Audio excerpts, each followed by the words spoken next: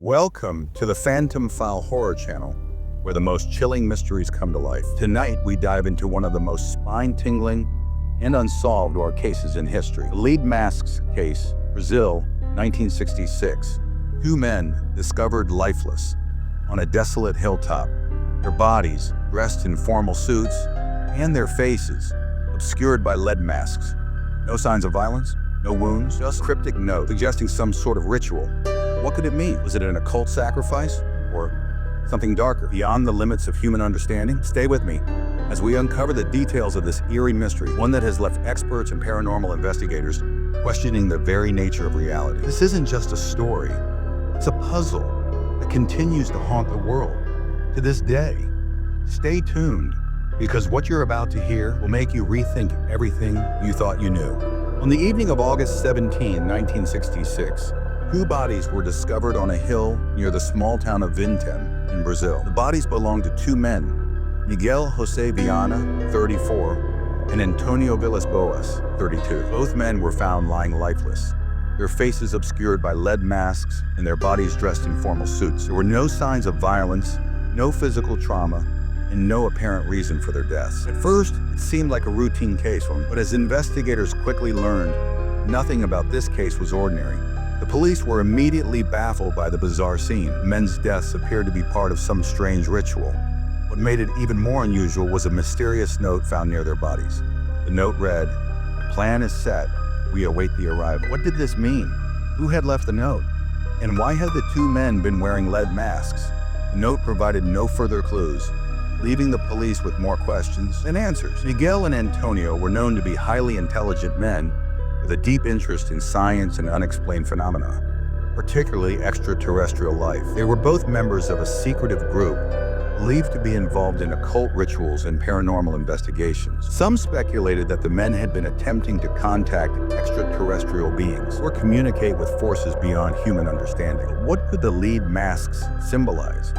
Were they meant to protect the men from something? Police soon discovered that the masks were part of a ritualistic practice designed to shield the wearer from unknown forces. It became clear that Miguel and Antonio had been involved in something far more dangerous than anyone had realized. Rafael, the detective assigned to the case, uncovered a disturbing connection. Both men had been researching extraterrestrial phenomena, and there were rumors of a secret group they had recently joined called the Seekers. This group was known for performing strange rituals in an effort to make contact with otherworldly beings. Their beliefs centered around opening a doorway to another dimension. As Rafael delved deeper into their research, he learned that the group believed wearing lead masks would protect them from harmful energies during the ritual.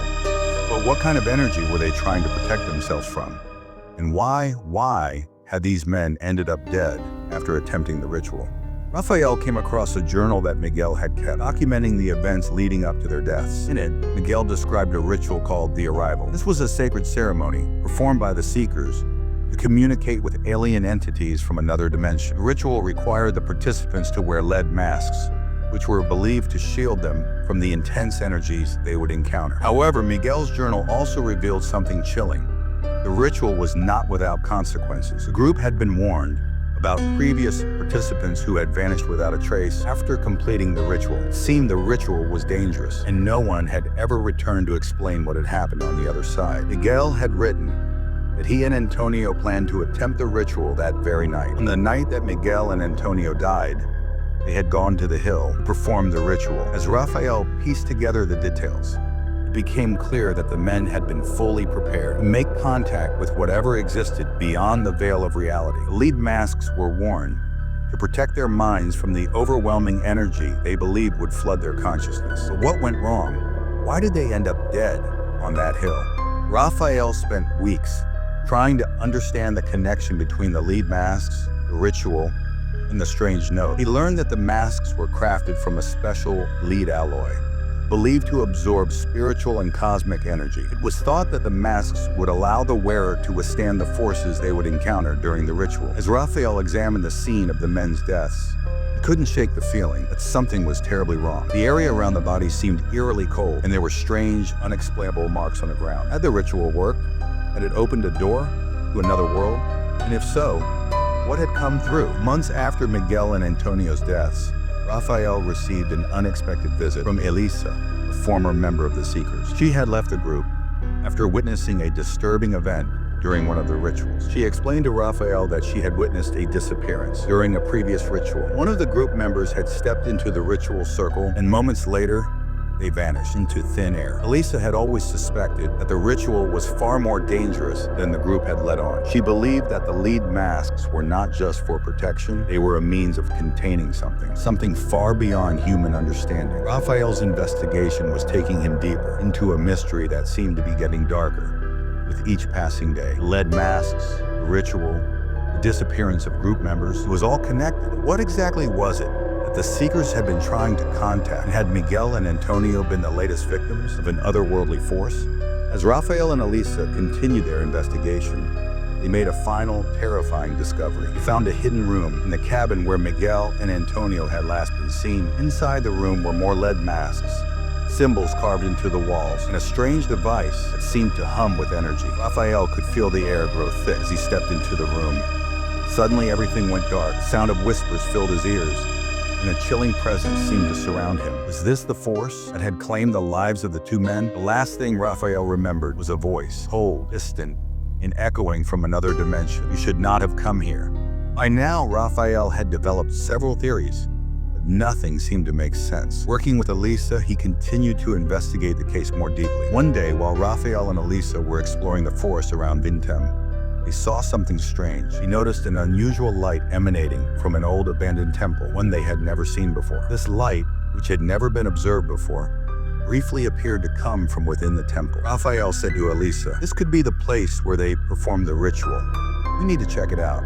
As they attempted to enter the temple, a strange breeze began to blow, carrying with it a scent they had never smelled before. The atmosphere inside the temple felt cold and desolate, as if time had stopped there. As they ventured deeper into the temple, they came across an old photograph, one they had never seen before. The photo depicted two men, one wearing a full mask and the other standing beside him. Raphael realized with a shock that the two men in the photograph were none other than Miguel and Antonio. How could this be? Where had this photograph come from? And why had it appeared here? Long after their deaths, when Raphael saw the photograph, an eerie sensation washed over him. He turned to Elisa and said, "This photo might hold the key to all our questions, but there's one more thing I realized." Elisa asked, "What?" Raphael pointed to a word written beneath the photo in an ancient language. The language was unfamiliar to him, but there was a sense of recognition, as if it was a symbol or message from a forgotten time or world. Raphael thought to himself, this was all part of a bigger plan. Something dark and unknown had been summoned, and they completed this ritual to bring it forth. As they stepped outside the temple, they suddenly heard an ancient voice that filled them with fear and dread. It seemed to come directly to them, an eerie, spectral voice echoing, "Why have you two appeared in our path?" Raphael shifted his stance, his mind racing with a growing number of questions. Each answer seemed to raise more, and the voice only amplified his growing sense of unease. Raphael and Elisa felt that everything they had seen so far was just the beginning. As they finished reading the book inside the temple, another secret was revealed. In a deep section of the book, a hidden clue emerged, an old date they had never seen before. "This is something else," Raphael said. As he looked at the date, it read, Pointec August, 1966, the final opening. "This might be the date when Miguel and Antonio completed their ritual," Elisa said. "But what does final opening mean?" They compared the image they had seen earlier to the surroundings and realized there was an ancient, sealed door inside the temple, one that no one had opened yet. Raphael decided that they must open this door to uncover what the final part of the ritual was. Inside the temple, they found an old circular iron door. "This door might be a warning for us," Raphael said. "But if we don't open it, we'll never understand why this is happening." Lisa's face showed hidden fear as she stood by Raphael. Together, they searched for a way to open the door. As soon as it opened, a strange warmth and an odd scent filled the air. When the door creaked open, they saw an ancient room filled with old artifacts that had been used in rituals long ago. In one corner, there was a thick, dark ceiling, and beneath it stood a large table covered with strange objects, lead masks, old clothes, and a large vessel containing dark liquid. "This is something completely different," Elisa said. "This shows that the ritual can still be completed." Raphael thought, "We've never seen this room before. This is where they might have completed their final ritual. If we understand this, we'll know why everything has happened." As Raphael and Elisa spent more time in the room, they They realized that the lead masks and dark liquid were part of the same ritual Miguel and Antonio had performed. They decided to analyze the items to understand their true meaning. As Raphael picked up one of the lead masks, a loud voice suddenly spoke directly into their ears. "What you have is ours," the voice said. "If you leave it, you'll suffer the same fate as the others." Lisa's face turned pale. "Where is this voice coming from?" she asked in fear. Raphael's face also grew pale with panic, but he replied, "No matter what, we have to understand this. If we don't figure it out, we'll never reach the truth." Suddenly, a strange light appeared in the corner of the room, as if someone's face was glowing. Raphael and Elisa, terrified, shut their eyes. When they opened them again, they saw a dark figure standing before them, the same spirit they had heard earlier. The voice spoke again. "It's time for you both to join us." The ancient spirit stood before Raphael and Elisa, its eyes deep with darkness. It slowly began to move closer to them, its face radiating an eerie glow, like the shadow of a long-dead spirit. Elisa's face grew pale, and she gasped, "This spirit, this is the same one we heard before. Is it the same one that was with Miguel and Antonio?" Raphael's heart raced, but he steadied himself and said, "We need to understand this. The more we run, the more this spirit will chase us." The spirit's voice echoed again. "This is your fate. You must stay with us." As the spirit finished speaking, the walls of the room began to tremble, as though a long-hidden presence was stirring within them. Raphael, panicked, said, "We need to stop this. If we understand the spirit, maybe we can control it." Elisa, hiding her fear behind a calm face, said, "I think this spirit has a deep connection to this place. Everything happening to us is because we disturbed its ritual." Raphael looked at the old picture they had seen earlier, which featured another figure wearing a lead mask. "Was this someone else's ritual?" Raphael asked. "Did they also wear this mask? In the dark liquid?" Lisa thought for a moment. "What if we can understand this ritual? Maybe we can stop it." Raphael nodded. "This spirit and everything around it is still a mystery. If we unlock it, we'll finally know the real purpose behind all this." Just then, they heard an ancient voice speaking directly into their ears. "You both must join us. This is your end." Raphael and Elisa had one burning question in their minds. Could they save themselves by understanding the vengeful spirit and its rituals? The sound of a bell echoed through the room and a strange wind began to blow. They felt something was changing, as though an ancient power was awakening within the temple. "Where is all this leading us?" Elisa asked with growing anxiety as she noticed the spirit slowly approaching them. "Maybe we have only one option," Raphael replied, his voice also tinged with fear. "We need to study the old book more. Perhaps there's something hidden that we missed." As they reopened the book, they discovered an additional old image that altered their previous thoughts. The image depicted another figure wearing a lead mask. Beside this figure was another person drinking from an ancient vial. Elisa, trembling, asked, "This picture, it's connected to a date, August 22nd, 1966. What does this mean?" Raphael, hearing the bell ring again, replied, "Seems like another part of the ritual. If we figure this out, we might change our fate." Suddenly, they saw an eerie light from the corner of the room. Through this light, a terrifying figure began to emerge, slowly drawing nearer. Lisa's eyes widened in horror. "This is the same spirit we encountered before. How far will it go with us?" Raphael whispered, "This spirit wants to take us with it. If we understand why this is happening, maybe we can stop it." Just then, the ghastly light of a blood-red moon faded from the room, and a chilling voice echoed, "Tonight is the time. Something will happen to both of you." Elisa, panicking, said, "This spirit, this moon, something bad is about to happen. We have to do something, or we may never leave this place." Raphael stared at the old book. "We need to understand the complete mystery of this ritual. If we don't, it will be our end." They realized something else was about to occur, and they might need to solve more puzzles. One thing was clear: if they didn't solve this mystery, their journey would end here, and they would never be able to return. Time had stopped for Raphael and Elisa. The spirit now stood right in front of them, its face even more terrifying, as if it had transformed. So much had already happened, but now they needed to understand where their real journey was heading. "Why is this spirit tormenting us?" Elisa asked, trying to mask her fear. "Who is calling us?" Raphael looked at the spirit, which was slowly circling around them. Its eyes held an ancient story. "This spirit is leading us somewhere," Raphael said. "The ritual we disturbed holds a deeper secret." Just as they were thinking, they heard an old voice. "You both must learn about an ancient event. You must understand your fate." Lisa, terrified, asked, "Whose voice is that? Is it the spirit's?" Raphael turned to the old book. This spirit seems tied to that event. When Miguel and Antonio came here, the spirit was with them. A new sound of a bell rang throughout the room. Raphael and Elisa's hearts raced as the bell pulled them towards something else. They soon saw another old image, this time of a girl wearing the lead mask, holding an ancient vial. Who was this girl? Raphael asked. Was she part of the ritual? This girl was also part of this spirit's ritual, Elisa said. If we understand this, maybe we can change our course. Suddenly, the spirit appeared right next to them. Its voice, accompanied by a horrific echo, whispered in their ears. There is no way for you two now. Your lives are entwined with mine. Your fate is in my hands. Raphael stared at the old book, saying nothing. He hid the pain in his eyes and thought, this spirit wants to take us with it, but we must use our minds to solve this puzzle. Elisa, Raphael said, have you ever wondered why we're doing this? The spirit wants to hide something from us.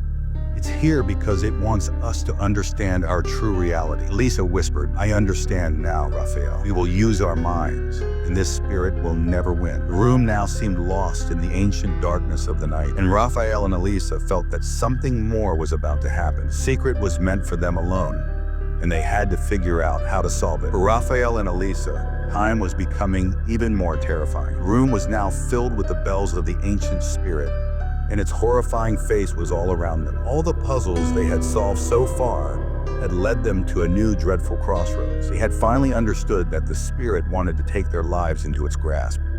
Where is all this leading us? Elisa asked, her last hope hanging on her words.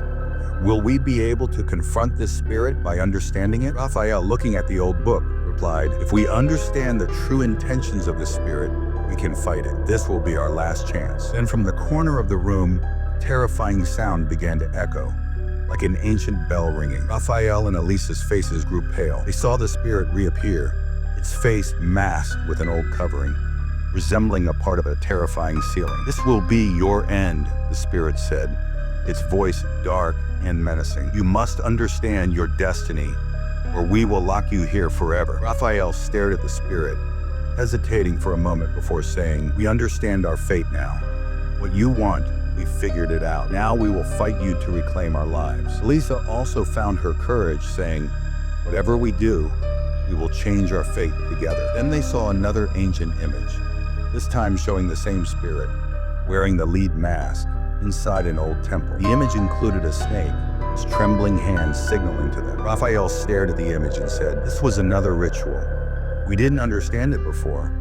Now we do. Elisa added, this image is showing us another place. We need to go there. As Raphael and Elisa began their journey toward this new place, a room filled with an eerie wind. They could feel something happening. And then a voice echoed, you both are about to face your true reality. Suddenly, a horrific face appeared in the room, hidden beneath an ancient mask. Raphael and Elisa realized they had reached the final stage of their journey. How far will this spirit go with us? Raphael said, his voice tinged with doubt. Elisa replied, we have only one path left to understand this spirit's final ritual. The room now filled with ancient winds, and Raphael and Elisa knew they were about to face yet another terrifying night.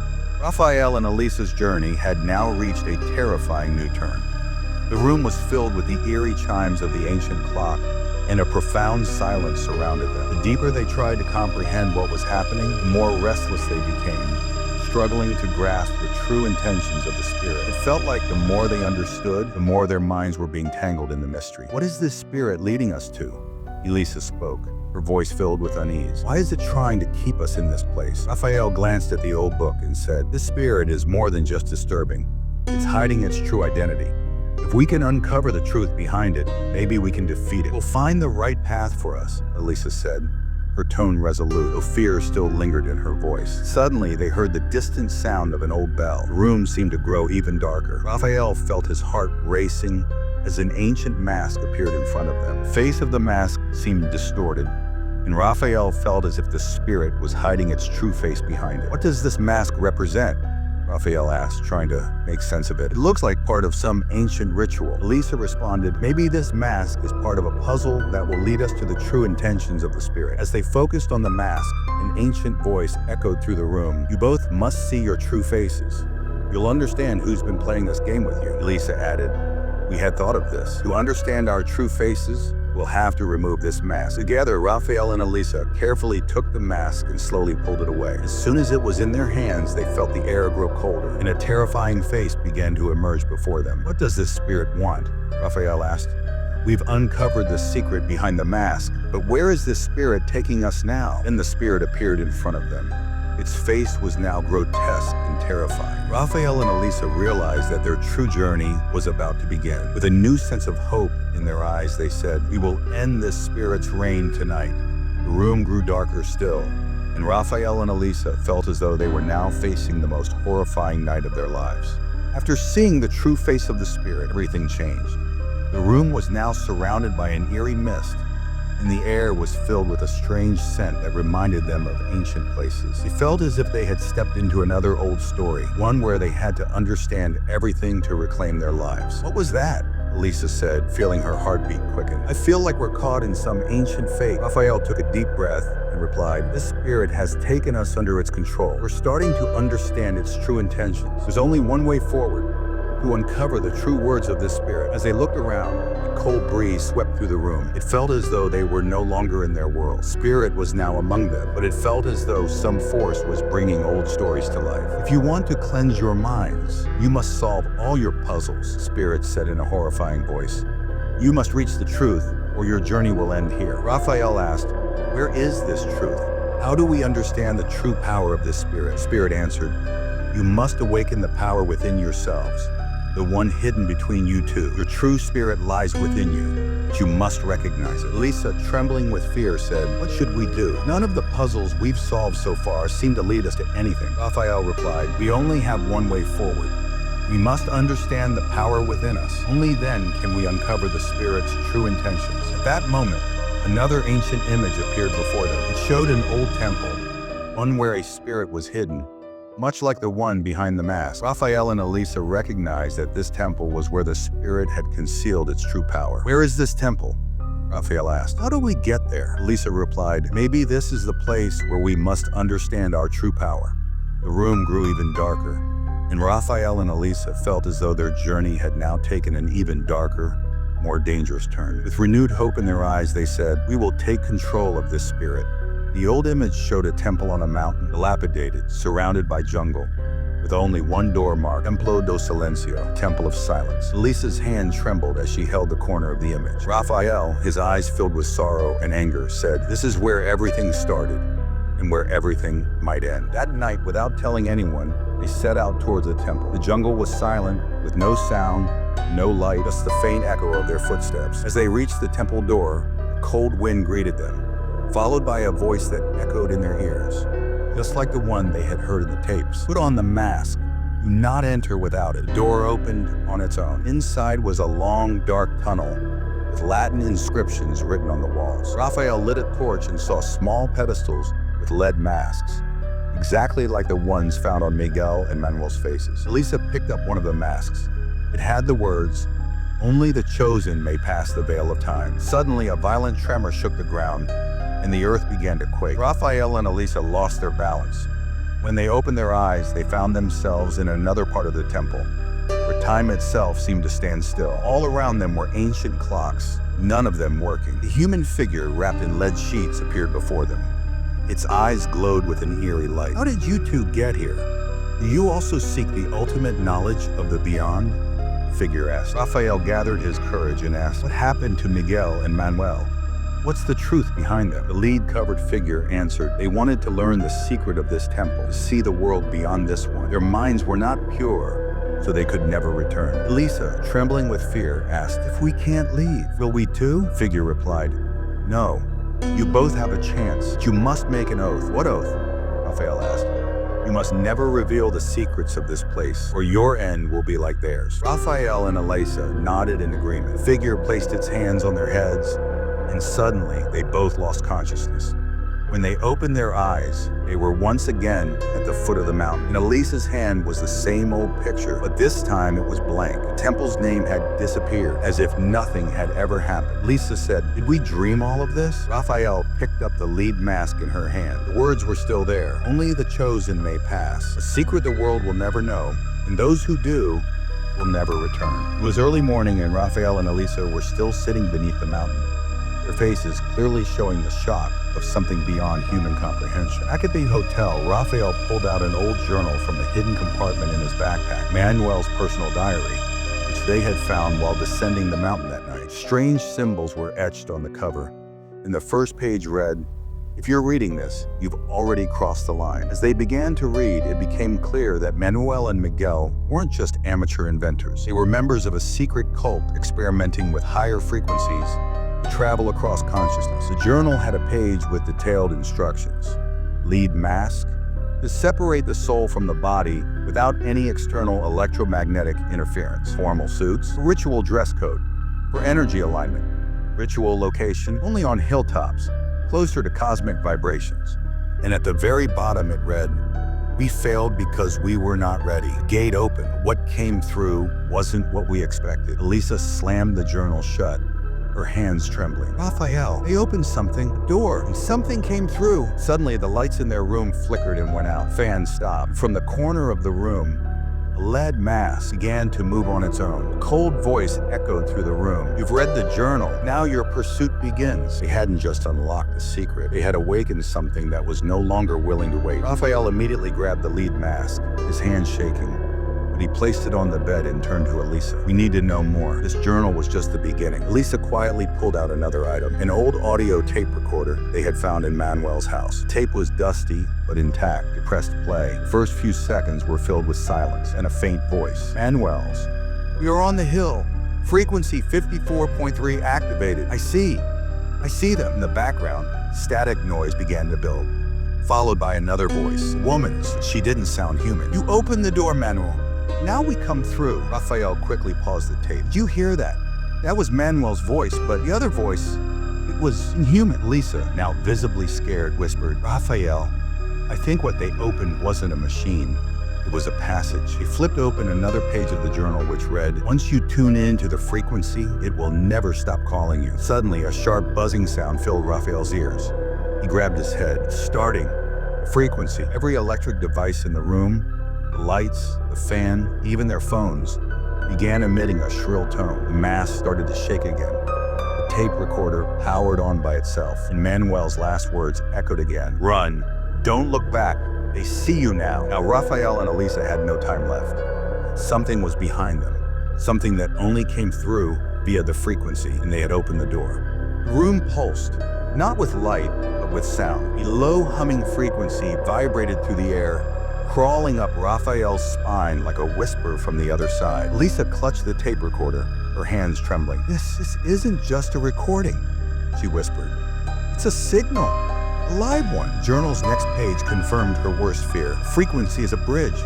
Once it finds you, you're tethered to the other side." Suddenly, their hotel room phone rang. Ring, ring. But when Raphael picked it up, there was no voice on the other end, only static. Then, voice, not a normal voice. Distorted, distant, cold. "The gate is open. Welcome through." Raphael slammed the phone down. "Did you hear that? They're trying to talk to us." But Elisa wasn't listening. Her eyes were glued to the mirror. Her reflection wasn't moving. It stood still, staring back, blinking out of sync. Its eyes were wrong. "Raphael," she whispered. "That's not me." The reflection raised its hand and smiled. Then, crack! The mirror shattered on its own, shards flying across the room, forming a strange pattern on the floor, the same symbol from the journal's cover. Elisa stepped back. "They're not just coming, they're already here." They thought they were decoding a mystery, but now the mystery was decoding them. The atmosphere in the room had changed. It felt heavier, thicker, like the air itself was suffocating them. Raphael glanced at the clock. 3:33 a.m. Elisa shivered. That's the time they always mention in the diary. Crossing hour. Suddenly, knock, knock, knock. 3 knocks. Someone was at the door. Raphael froze. Who the hell would be here at this hour? He slowly stepped forward, peeking through the peephole. There was nothing, just a pitch-black void. But when he opened the door, there was someone standing there. A man in a formal suit, soaked through, water dripping from him. His eyes were closed. In one hand, he held a lead mask. In the other, a note. He dropped the note at Raphael's feet and collapsed, vanishing before hitting the ground. Literally, he disappeared. Lisa rushed over, picking up the note with trembling hands. It was the same yellowed paper as the ones from the hill. It read, "Next phase begins. Receiver number 3 has been activated. You are the beacon now. Raphael felt a strange vibration in his chest, deep within, a pulse, something resonating beneath his ribs. Lisa looked at him, her eyes wide with dread. Raphael, you're carrying it now. What had started as an investigation was now something else entirely, a possession. And the lead masks weren't just for protection, they were to block something much worse. Raphael clutched his chest. Vibration was no longer subtle.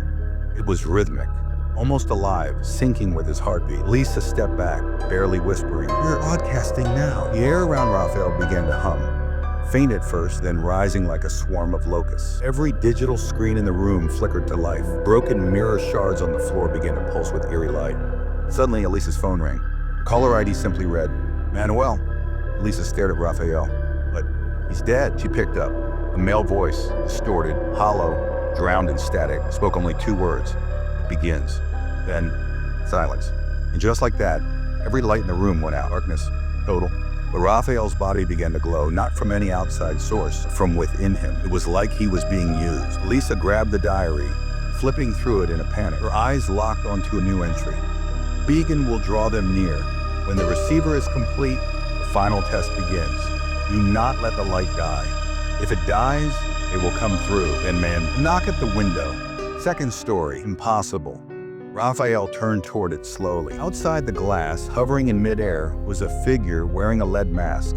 But this one was watching, waiting. And behind it, more shadows began to emerge in the night sky. Maskless, faceless, and hungry. The frequency had found its voice, and now it wanted to speak through Raphael. Elisa slammed the curtain shut, but it was already too late. Presence had already entered, not through the window, but through the sound. Raphael's body jerked violently, as if an electric current had been shot through him. His eyes rolled back, and his mouth stretched open in an unnatural way, but no scream came out. Instead, there was a tone, a deep, warbling frequency. It shook the walls. The mirror shards on the ground began to levitate, orbiting Raphael like tiny satellites. Elisa screamed his name, but he couldn't hear her. He was receiving. The diary lay open on the floor. A new line had appeared, written in ink that hadn't been there before. "When the sound sees, it chooses a vessel. When it speaks, the world forgets silence." Suddenly, Raphael stopped. He collapsed, breathless, silent. Elisa rushed to him, shaking his shoulders. "Raphael, say something." His lips parted. A voice came out, but it wasn't his voice. It was multiple voices layered on top of each other. Male, female, childlike, mechanical, ancient. They said, "You have seen the first shadow. The second will not knock. It will open." Then, silence. Raphael's eyes blinked. He was back. Something had changed. He looked at Elisa. "I saw everything." Now he was both the key and the lock, and whatever had seen through the sound was far from finished. Raphael sat on the edge of the bed, drenched in sweat, his hands trembling as if he'd returned from the brink of death. But it wasn't just his hands that were different. His eyes, they weren't entirely his anymore. There was a flicker, like static, deep in his pupils. Elisa pointed to the old tape recorder. "Play it again. Maybe we missed something." Raphael hesitated. "It's not just a recording, it's a trigger." Still, she pressed play. Strange, warbled frequency filled the room once more. But this time, something new layered over it. A mechanical clicking sound, almost like Morse code. Raphael's head snapped up. "Wait, that sound, it's coordinates." Elisa opened her laptop, quickly matching the code with a location. It pointed to a forgotten facility on the outskirts of Nitroy, an old radio observatory, abandoned decades ago. As they stared at the coordinates, their screens suddenly glitched. Lines of text flickered across it. "The machine still dreams, and it remembers you." Raphael backed away from the laptop. "What machine? What is this?" The diary answered. "They built the receiver to see the beyond, but the machine opened more than it was meant to. Now it watches from the other side, through whoever dares to listen." Suddenly, every device in the room, phones, watches, the radio, even the TV, turned on. Each one showed the same thing. A pair of lead masks, staring, waiting. They thought they were investigating a mystery. Now the machine that caused it all wanted them back. The drive to the abandoned radio observatory was eerily quiet. Too quiet. Even the crickets refused to sing. Raphael kept glancing at the rearview mirror. "Something's behind us," he whispered. Lisa turned, but there was nothing. Just dark road and fog creeping up behind them like something alive. When they reached the observatory, it looked like it hadn't been touched in decades. Rusted gates, cracked satellite dishes, windows like hollow eyes staring out into the jungle. But the main control room, it still had power. Raphael stepped inside slowly, guided by flickering overhead lights. In the corner, he saw it, a receiver, a massive old-world machine, dials, wires, an antenna that stretched into the sky like a spine. Elisa read an old plaque on the wall, Riedo Mascara, designed to capture interdimensional transmissions. Her blood froze. This wasn't just about radio waves, she whispered. This place was made to listen to something else. Suddenly, the machine activated on its own. The dials turned. A frequency emerged, low, grinding, almost alive. And then, room temperature plummeted. On the glass panel of the control desk, words began to burn into the frost. They see through frequency. Raphael stepped back, his pulse quickening. From the dark hallway behind them, footsteps echoed, slow, heavy, metallic. The machine had never stopped listening. It had only been waiting for someone to come back. The silence in the control room was unbearable. The sudden absence of the hum from the machine left a void, as though the very air had become thick with a sense of impending doom. Raphael staggered back, eyes wide, his breath coming in shallow gasps. That figure, it wasn't just a man, Elisa. It's something else. It's connected to the machine. Elisa's eyes were fixed on the doorway, still wide open, as if inviting them back into the darkness. I don't know if we're still in the same reality, she whispered. What if it's watching us from there? She pointed toward the doorway. From beyond the walls. What if the lead masks weren't just for the dead? What if they were a gateway? Raphael ran his fingers over the control panel, still warm from the energy that had surged through it moments ago. His hand paused over a button marked in faded, blood-red paint. Activate protocol. Without thinking, he pressed it. Nothing happened. No lights flashed. No strange signals appeared. The air felt different. He felt something shift in his chest, as if the frequency had reached inside him, vibrating every bone, every nerve. Then, the voice returned. This time, it wasn't from the machine. It came from everywhere. We see. We hear. You are the final echo. Words echoed in their minds, bouncing off the walls, seeping into their thoughts. Elisa turned quickly, as if trying to shake the voice out of her head. We have to get out. Now. But when she turned toward the door, it was gone. The entrance they had just passed through vanished. In its place was a smooth wall, as if the door had never existed. Raphael's heart pounded. No, no, no, no. Look, Lisa pointed to the control panel. The words had changed. We are ready. Then the ground trembled, faint at first, but growing stronger. The machinery all around them began to hum again, the frequency rising in pitch until it was deafening. And that's when they saw it, a mask. It wasn't just lying on the floor anymore. It was hovering, suspended in midair, a lead mask, just like the ones worn by the men who had died all those years ago. It spun slowly, turning toward them. Elisa gasped. It's calling us. We need to put it on, don't we? Raphael nodded, his face pale. I think we have no choice. The machines were awakening.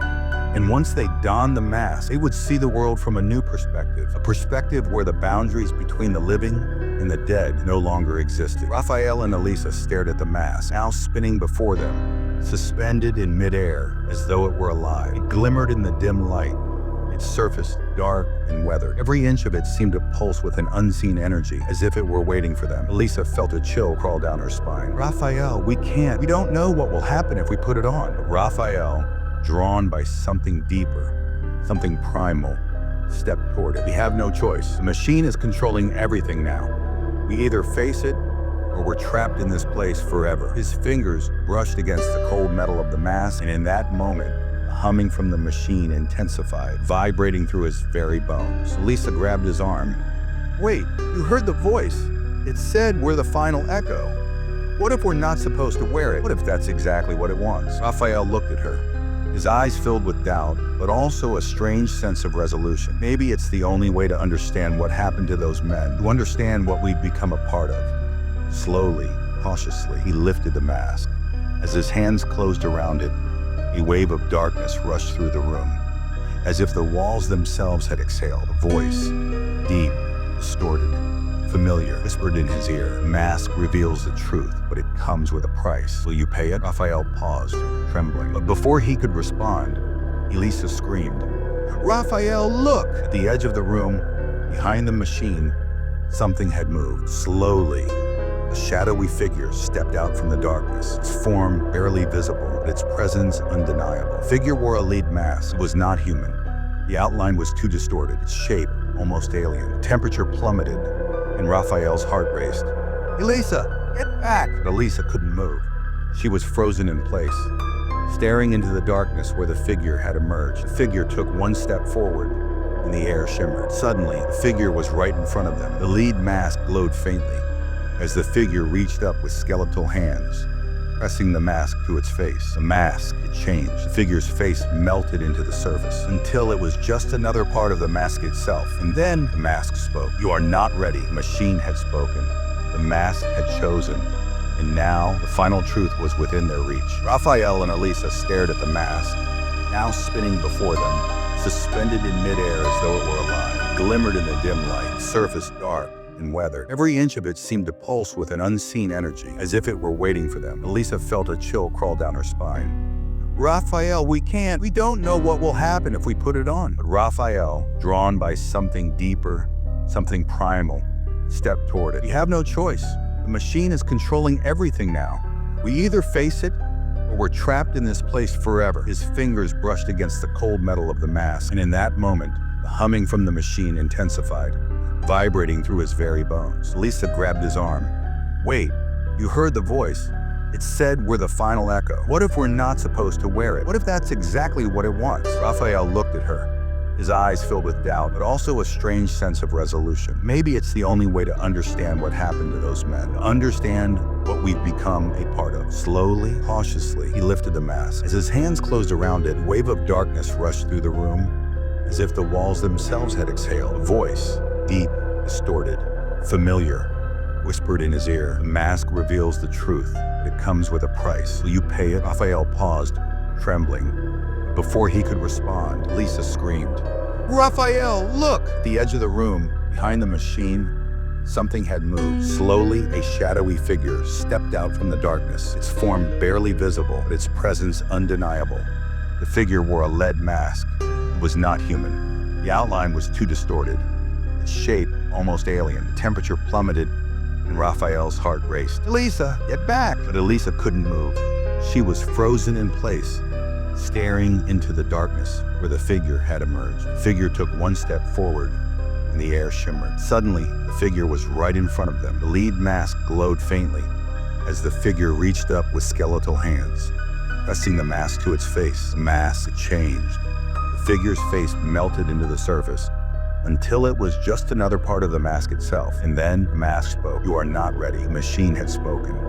The mask had chosen, and now the final truth was within their reach. The figure with the mask stood still, its presence like an oppressive weight in the air. Elisa, her heart hammering in her chest, finally managed to break free from her paralysis. "Raphael, what's happening?" Her voice cracked with fear. Raphael couldn't answer her. His eyes were locked on the figure, which had now begun to fade into the shadows, as if the very walls were swallowing it whole. Then came the voice again, the same voice, but this time it sounded closer, as if it were speaking directly inside their minds. "You have seen what others could not. Now the door is open for you." The temperature dropped even further, and the air itself seemed to vibrate with an unnatural energy. The mask, still in Raphael's hand, pulsed as though alive. He could feel it pulling him, urging him to put it on, to become part of it. "Lisa," he whispered, "I think we have to wear it." Her face was pale, eyes wide with terror. "Raphael, we don't know what will happen. What if we never come back? What if we become part of whatever it is that's controlling this place?" Raphael's gaze softened, but his resolve hardened. "If we don't, we'll be lost in this place forever. We need to know what happened to those men. We need to understand who or what is behind all of this." With trembling hands, Raphael pressed the mask to his face. The moment it made contact with his skin, the world around them exploded. The walls cracked open, and the room seemed to distort, bending and stretching into an alien landscape. The machine, now glowing with an ethereal light, pulsed wildly, sending shock waves of energy throughout the room. Elisa screamed, her vision spinning.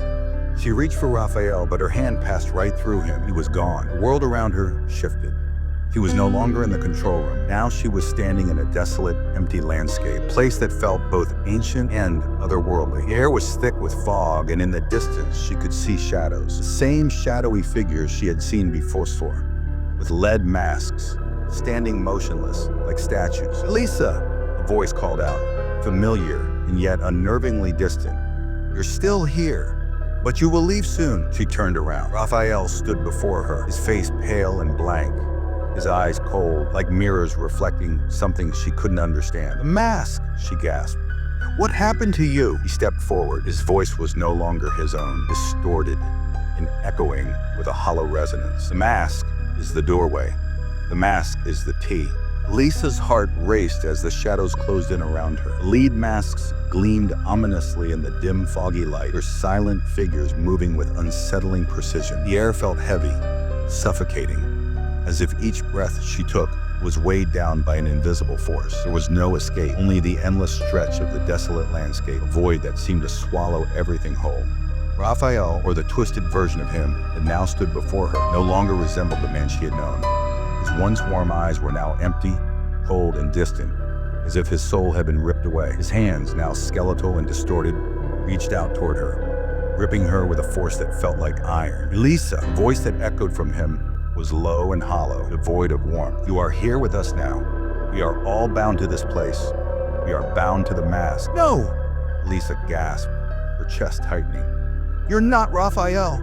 You can't be." She struggled to break free from his grasp, but his grip was unrelenting. Like something far stronger than human hands, shadowy figures surrounding her moved closer, their hollow eyes fixed on her, their silent steps reverberating through the fog. They didn't need to speak for Elisa to feel the weight of their presence. An unholy energy radiated from them, chilling her to the bone. She tried to fight, break free. With every movement, her strength waned, as if the very air around her was siphoning her power. Raphael, or whatever he had become, loomed over her, his voice now a guttural whisper. "You were chosen, Elisa. We are the guardians now. The mask shows us the truth of this world and of the worlds beyond." Elisa's breath faltered. "What truth? What are you talking about?" Fog around her thickened.